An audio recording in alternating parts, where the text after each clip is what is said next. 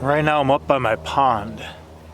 It's right over there, and I heard a frog, but it's the middle of the day and it sounded like a frog in distress, so I came over here to listen.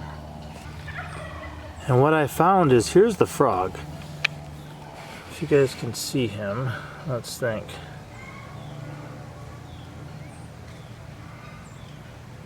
Can you see him there?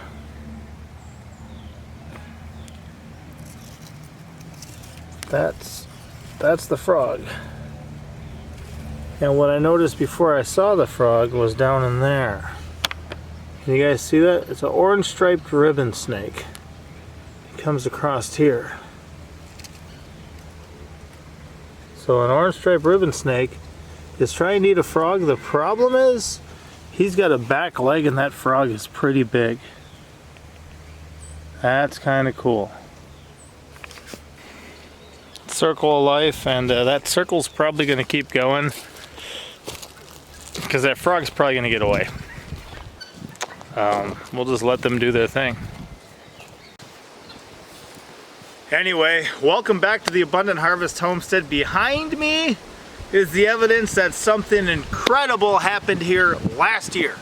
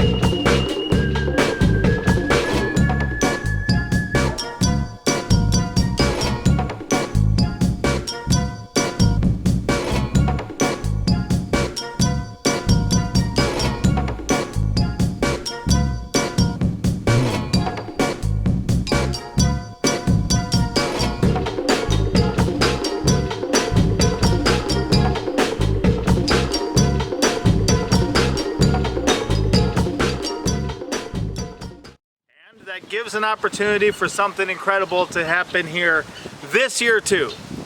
So this industrial strength garden trellis, we just weeded it and the peas are already growing up. And what's going to happen is I'm going to plant my snake gourds on here.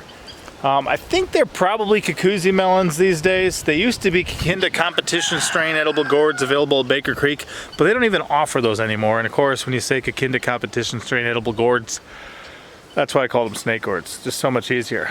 But I think some cross-pollination happened. They may have lost the one and they just have the others. There was always a lighter green variety and a darker green variety. The lighter greens were thicker and shorter.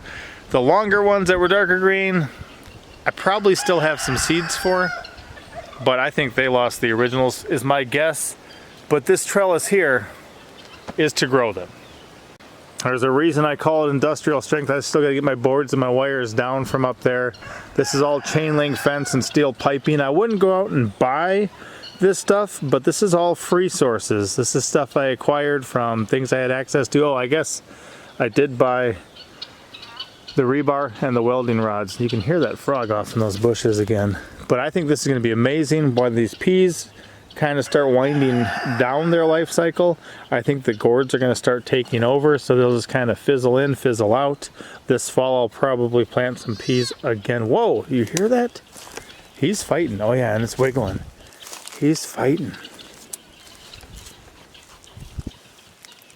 Oh, I see the snake wiggling. That frog right now. That frog is fighting for his life. And he'll get it. He'll keep his life. Crazy snake down there. Let's see. Yeah, there you go. See that center screen? Orange striped ribbon snake. A lot of ribbon snakes and garter snakes look alike. I might show some of the children that. Hey, Red. Yeah? You're gonna want to see this. Whoa! You hear that? He's going hard. Anyway, right now I'm going to dig a couple little holes, put some of my snake gourd seeds around here, and then I'm going to top dress them with rabbit manure, a nice cold manure. Very good. You can plant right into it. I'm going to cover them with that, and then I'm going to come back once I find my white icicle lettuce, or sorry, white icicle radish seeds, and plant some of those around each of them. Supposedly that helps. I don't know if it's with the squash bugs, the cutworms, the vine borers. There was some sort of pest that can attack squash type stuff that white icicle radishes supposedly helps with, so we're gonna try that too. I was over here recording a video, getting ready to, and I kept hearing this frog, and I found it, and it's being eaten by an orange striped ribbon snake. So listen, you have to be very careful. Okay, it's right here. Yep, there it is. Oh, he's gonna get it. Stop. Stay right where you are. He's actually gonna get it. Do you see his head? No. He's actually getting it, guys. Look at him go. Hey, not so close. I don't want to scare him. I want it to finish its meal. He's actually getting him backwards, isn't he? Oh no, you can't see his head. Its neck was not that thick before. Oh, wow. Don't noise right now.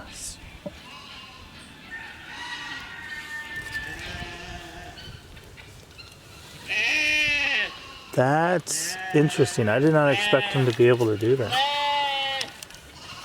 Yeah, I don't know if you guys can see how thick his neck is. He's actually going to get this thing down backwards. Oops. Oh, he let it go. He's afraid of us. He's afraid of us. He's letting it go. We scared him away from his meal. You guys recognize that call? Bullfrog? No, that's a pickerel frog, probably. The ones that look like leopard frogs with the yellow on them. Anyway, let's back off and see if he gets it. You guys, everyone clear out. Oh, there it goes. They're both gone. Here's the frog. Yeah, we startled him, guys. He actually got pretty far. That frog there now has the opportunity to live another day. Really? You're gonna go jump back over by him? You know he's in those bushes, guy. He's in there. Cool. We actually found one of those orange striped ribbon snakes yesterday. Son, I just saw another orange striped ribbon snake. It was eating a pickerel frog. But he had him backwards. So he gave up and let him go. We kind of scared him a bit. Alright, we're gonna get planting.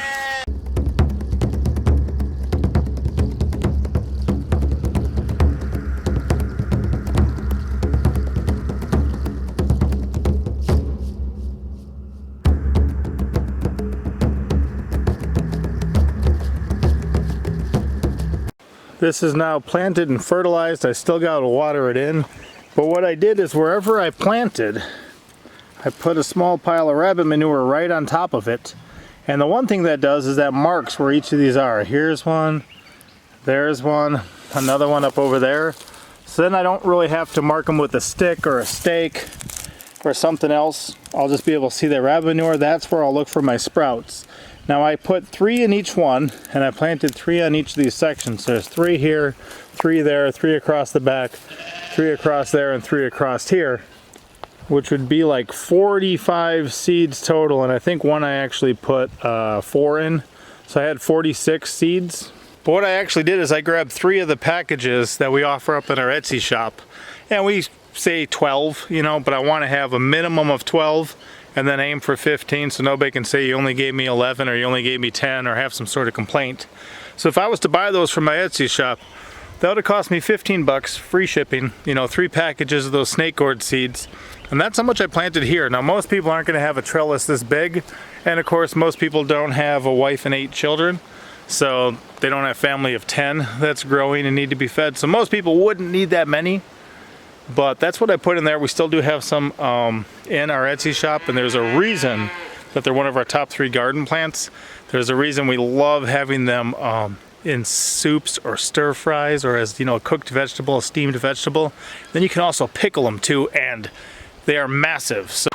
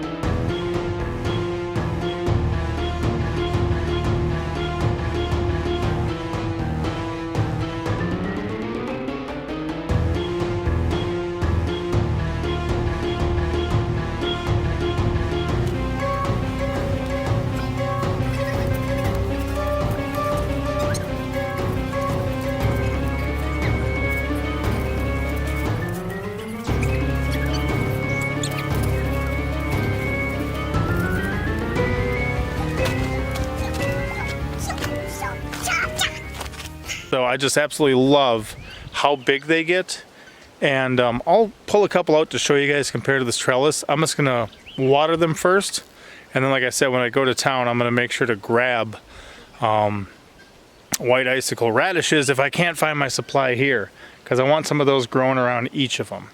And what I'm hoping for here too is at least a dominant one or two to come up from each area, and they've got a lot of room to grow across here.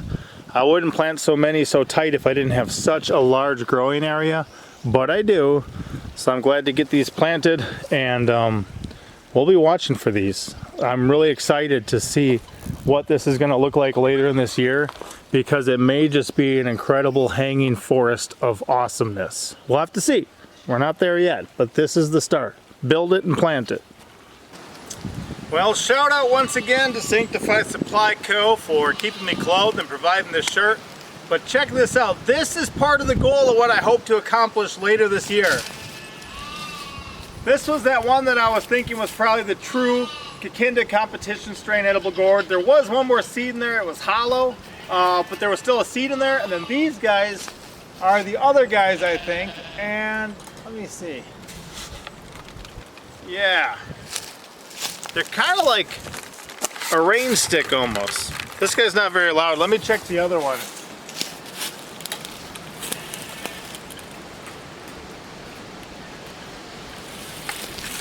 Yeah, there we go. Listen to that. You guys hear all those seeds in there?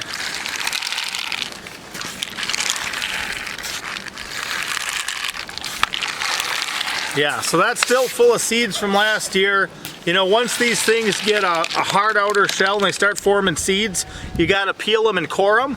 But if you get them when they're about like this long, maybe 2.5, maybe even 3 feet long, they're tender to like your fingernail. You can press in, they're soft, and the seeds haven't started yet. The whole thing's edible then. All I do is I cut off the blossom end, and I'll cut off the stem end, and everything else will eat in between there. But if you wait till they get a little bit bigger, normally I just let them go to seed because I don't want to peel them and core them. Again, it's that return on investment. The less investment that I have, the easier it is for me to get a return on my investment. So, isn't that cool looking though? Can you imagine if this was all just one green old cave, just of all sorts of leaves everywhere and vines, and then a bunch of these hanging?